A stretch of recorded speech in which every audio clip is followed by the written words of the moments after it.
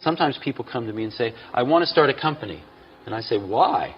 They say, oh, I want to make lots of money. I say, forget it. That's not a good enough reason. You will not, most likely you will not succeed. Most people that have started companies because they want to make lots of money, I haven't seen very many of those succeed. The ones that succeed are people that come, sometimes they don't even want to start a company, they just have an idea that they want to get out, express out into the world. And oftentimes they have to start a company because nobody else will listen to them.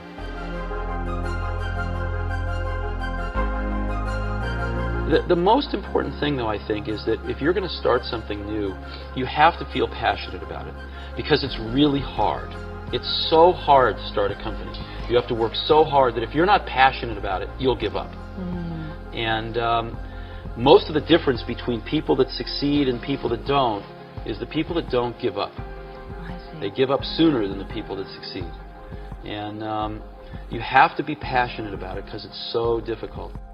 People say you have to have a lot of passion for what you're doing, and it's totally true. And the reason is because it's so hard that if you don't, any rational person would give up.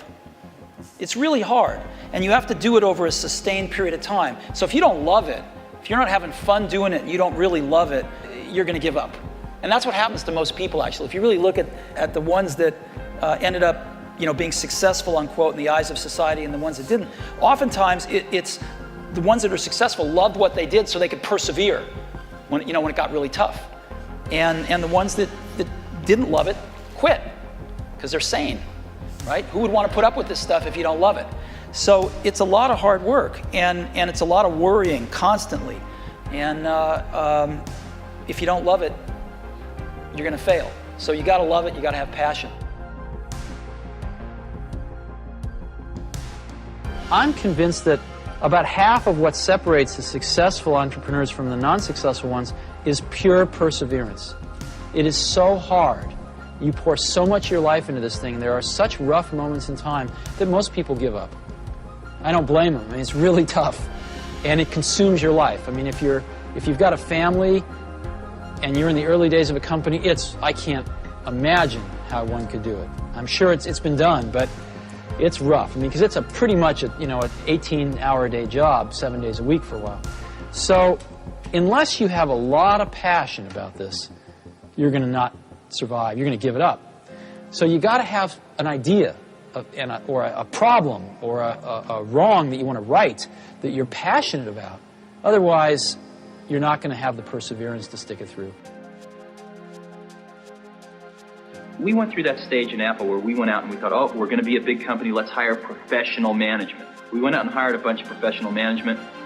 It didn't work at all. Most of them were bozos. They knew how to manage, but they didn't know how to do anything. And so if you're a great person, why do you want to work for somebody you can't learn anything from? And you know what's interesting? You know who the best managers are? They're the great individual contributors who never ever want to be a manager, but decide they have to be a manager because no one else is going to be able to do as good a job as them. The greatest people are self-managing. They don't need to be managed. Once they know what to do, they'll go figure out how to do it, and they don't need to be managed at all.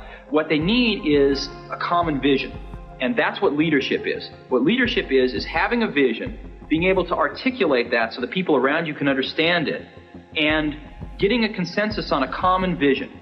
We wanted people that were insanely great at what they did, but we're not necessarily those seasoned professionals, but who had at the tips of their fingers and in their passion the latest understanding of where technology was and what we could do with that technology, and who wanted to bring that to lots of people. So the neatest thing that happens is when you get a core group of 10 great people, it becomes self-policing as to who they let into that group. So I consider the most important job of someone like myself is recruiting. My model of business is the Beatles. They were four very talented guys who kept each other's kind of negative tendencies in check. They balanced each other, and the sum was greater than the total was greater than the sum of the parts. And that's how I see business. Great things in business are never done by one person. They're done by a team of people, and we've got that here at Pixar, and we've got that at Apple as well. And so that's what lets me do this. Well, you know, with the Beatles, when they were together, they did truly brilliant, innovative work. And when they split up, they did good work, but it was never the same. And I see business that way too. It's really always a team. You have to have an extraordinary team because these are you're trying to climb a mountain with a whole party of people. A lot of stuff to bring up the mountain. So one person can't do it. Everybody working at a company wants to do something great. Mm-hmm. They want to be excited about what they're working on. Mm-hmm. And they want to be recognized for it if they do a really great job. So we just try to allow people to do the best work of their lives.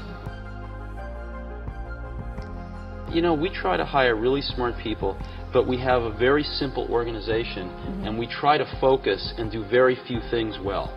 And focusing's hard because focusing doesn't mean saying yes, it means saying no.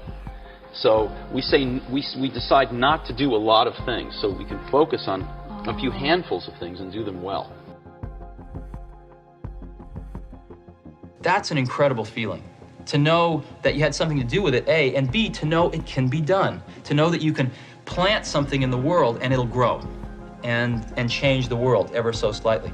There needs to be someone who is sort of the keeper and reiterator of the vision. Because there's just a ton of work to do. And a lot of times, you know, when you have to walk 1,000 miles and you take the first step, it looks like a long ways. And it really helps if there's someone there saying, well, we're one step closer. You know, the goal definitely exists. It's not just a mirage out there. So in 1,001 little and sometimes larger ways, the vision needs to be reiterated. I do that a lot. One of the things I've always found is that you've got to start with the customer experience and work backwards to the technology.